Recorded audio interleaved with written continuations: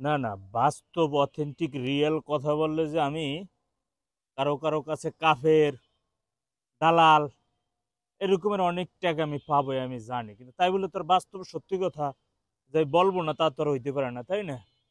কারণ এটা ছোটবেলাতে কেউ কেউ আমার গাল খাটা করতো, মুখ দিয়ে ন্যায্য কথাটা বের হয়ে যায়, আটকাই রাখতে পারি না। কথা হলো কি, এই যে যে দেশের কিছু আলেম ওলামারা মিললে পুরো বিশ্বের কাছে ইসলাম ধর্মটাকে ছোট করলো, যে বাংলাদেশে ইসলাম নিরাপদ না, বাংলাদেশের ইসলামে একটা কি কয় এটাকে জঙ্গি, বা এরা ইসলামটাকে মানে ক্ষমতায় যাওয়ার ব্যবহার, বা এরা ইসলামটাকে ব্যবহার করে নিজেদের আখেরে গুছানোর যে অপচেষ্টা, এগুলো করতেছে।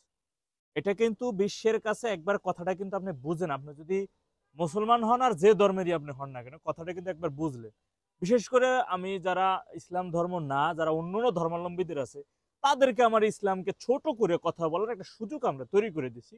কিভাবে দেখেন, একটা তাবলিগ জামাতের ময়দান, সেই তাবলিগ জামাতের ময়দান নিয়ে মানে দখল নিয়ে যে আমরা খামু না তোমরা আগে খাইবে, মানে আমরা আগে এইখানে ইস্তেমা করব, বা একটা ইস্তেমা হবে, এই ভাগ বাটোয়ারাটা নিয়ে ঘুমন্ত অবস্থায় মানুষ বিভোরে ঘুমাই আছে, সেই অবস্থায় জবাই করে হত্যা করা হয়েছে। সে যেই পন্থী হোক না কেন, নট অনলি সে কি বলে সাতপন্থী হোক গা, বা সে ওই জুবাইরপন্থী হোক, কিছু যায় আসে না, ওটা ফ্যাক্ট না। কিন্তু ঘটনা হয়েছে কি, একজন মুসলমান ওইখানে তাবলিগ জামাতের ময়দানে গেছে, সে আমল করে রাত্রে হয়তো তাহাজ্জুদ পড়ে সে ঘুমানো অবস্থায় আছে, বিভোর ঘুমে সে ঘুমন্ত অবস্থায় জবাই করে হত্যা করা হলো। এই ঘটনার জনাব আমরা যাকে খুব ভালো মানি এবং তাদের পরিবারের ঐতিহ্য আছে ইসলাম ধর্ম, শাইখুল হাদিসের ছেলে, বা অনেক বড় ধরনের নেতা, আমরা তার অনেক বক্তব্য আমরা শুনি, বিভিন্ন সময় আমরা দেখি। সেই জনাব মামুনুল হক সাহেবের কথা যদি বলি, হেফাজত নেতা, তিনি কিন্তু তাবলিগ জামাতের কেউ না। এখন পর্যন্ত যেটা পাইছে, তিনি তাবলিগ জামাতের কেউ না, কিন্তু এই বছর থেকে তিনি তাবলিগ জামাতের অনেক বড় একজন হেড।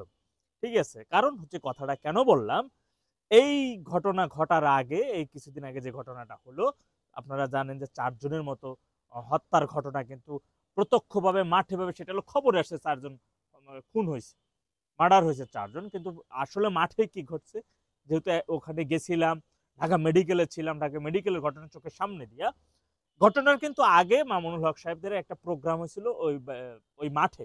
সে মাঠে কিন্তু সে বলছিল, সাতপন্থীরা কেউ যদি এই তাবলিগ জামাতের ময়দানে আসে, তাহলে রক্তে রঞ্জিত হবে তুরাগ নদী। ঠিকই তার 2-4 দিন পরেই রক্তে রঞ্জিতই হয়েছে তাবলিগ জামাতের ময়দান। আবার তার সাথে এই মাননীয় স্বরাষ্ট্র উপদেষ্টা সাহেব তিনি মিটিং করলেন। মিটিং করে তিনি যে কথাগুলোই বললেন, যে ভাইয়েরা যা করে, ভাইয়েরা যে আলোচনা হবে, ভাইদের সাথে যে কথা হবে, মানে এটাই।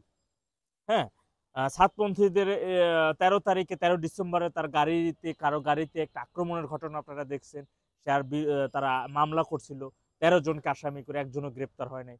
কিন্তু তার আগে যে এই যে কিছুদিন আগে যে হত্যার ঘটনায়, সেখানে সাতপন্থীদেরও কয়েকজন নাকি নিহতের ঘটনা আমরা শুনছি, আমরা দেখছি। তারা মামলা করতে গেছিল, তাদের সেই মামলা রকমের নেওয়া হয় নাই। এখন হচ্ছে বিভিন্ন জায়গায় সাতপন্থীদেরকে গ্রেপ্তার করা হচ্ছে। আবার সাতপন্থীর একজন মুফতি সাহেবের বক্তব্য দেখলাম, যে তিনি বর্তমান মাওলানা সাদ সাহেব, তিনি 27 বছর ধরে এখানে মেহনত করে আসতেছেন। তার আব্বা করছিল, তার আব্বার 3 ছেলে ছিল, 2 ছেলে মারা গেছে, পরবর্তী উনি আমির হয়। হ্যাঁ, তো এই সাদ সাহেবের জুতো টানতো জুবাইর, মাওলানা জুবাইর আহমেদ। ঠিক আছে, তাদের ভিতরে যে কাকরাইল মসজিদে তোমরা ছাত্রদেরকে সে বলছিল, সে তার তার ভিতরে জুবাইর আহমেদও ছিল। যে বিরোধটা যেখান থেকে শুরু, যে কাকরাইল মসজিদে তোমরা মানুষের নিজেদের অর্থ ব্যয় করে তোমরা বিদেশ ভ্রমণ করবা, কিন্তু ওখানে যে দান করা হয়, যে টাকাগুলো দেয়, সেই টাকা দিয়ে নাকি তারা বিদেশ ভ্রমণ করে, এই ধরনের কথাবার্তা উনি বলতেছেন। হ্যাঁ, তো এইটা নিয়ে মূলত ওদের সাথে বিরোধ শুরু হয় এই তাবলিগ জামাতের মধ্যে। এর মধ্যে আসলে হেফাজত তো তাবলিগের কেউ না, বাবা মামুনুল হক সাহেব তাবলিগ জামাতের কেউ না, কিন্তু উনি তৃতীয় পক্ষ ছিল। তো যে ঘটনাটাই ঘটছে না কেন, আমি কোনো পক্ষ বিপক্ষ বা কিছুই না, আমি শুধু একটাই বলবো, আপনারা মাথায় টুপি, মুখে দাড়ি, বড় দুব্বা পইরা সারা বিশ্বের কাছে এখন সব জায়গায় আলোচনা হয়, বাংলাদেশে কিন্তু বিভিন্ন আনাচে কানাচে আলোচনা হইতেছে। এক তাবলিগ জামাতের ময়দান নিয়ে কারাকারি কইরা 4-5টারে ফালাই দিল, শত শত মানুষ ঢাকা মেডিকেল আহাজারি করতেছে, কাটাছেড়া করতেছে, আর এরা যদি ক্ষমতার শেয়ার পায়, তাহলে পরিস্থিতি কি হবে দেশের, একবার চিন্তা করা যায়। এরই মধ্যে বিভিন্ন জায়গায় মুক্তিযোদ্ধার গলায় জুতা, বিভিন্ন জায়গায় লুটপাট যা হইতেছে আর কি, এই এই দেশবাসী এইগুলো দেখে নাই এর আগে কখনো এই ঘটনাটা। যাই হোক, আমি শুধু একটা কথাই বলবো, আপনারা যারা মাওলানা নামধারী আছেন, আপনারা কিন্তু বিশ্বের কাছে, বিশ্বের দরবারে, এবং খালি বিশ্বে না, সারা বিশ্বের যত মানুষজন আছে, যত হিন্দু মুসলিম বৌদ্ধ খ্রিস্টান যারাই আছে, সবার কাছে কিন্তু বাংলাদেশে ইসলাম নিরাপদ কতখানি এবং বাংলাদেশে ইসলামের বর্তমান অবস্থাটা, ইসলাম ধর্মের বর্তমান অবস্থাটা, এটা একটা প্রশ্নবিদ্ধ করে ফেলছেন ইতিমধ্যেই। সুতরাং আপনাদের কিন্তু প্রশ্নবিদ্ধ করার কোনো এখতিয়ার ছিল না। ইসলাম ধর্মটা কিন্তু আপনার আব্বা দাদার সম্পদ না। বিভিন্ন জায়গায় মসজিদে অমুকপন্থী তমুকপন্থী মসজিদে আসতে পারে, মসজিদেও আপনার কিন্তু বাপ দাদার সম্পদ না।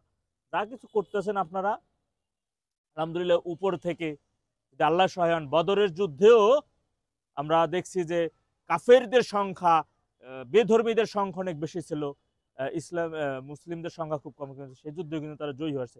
এখন আপনাদের সংখ্যা হয়তো অনেক বেশি হইতে পারে, বা আপনাদের বিভিন্ন যুক্তি হয়তো বেশি, ক্ষমতাও বেশি হইতে পারে, কিন্তু কাজ হবে। আল্লাহ কিন্তু দুর্বলের পক্ষেই থাকেন, এটা সবসময় আপনারাও জানেন, খুব ভালো করে জানেন। ইসলামটাকে আপনারা বিশ্বের দরবারে যারাই যে পন্থী হোক না কেন, যারা ইসলামটাকে ছোট করছেন, ওরা কুলাঙ্গার, ওরা কুলাঙ্গার, ওরা কুলাঙ্গার। আসসালামু আলাইকুম।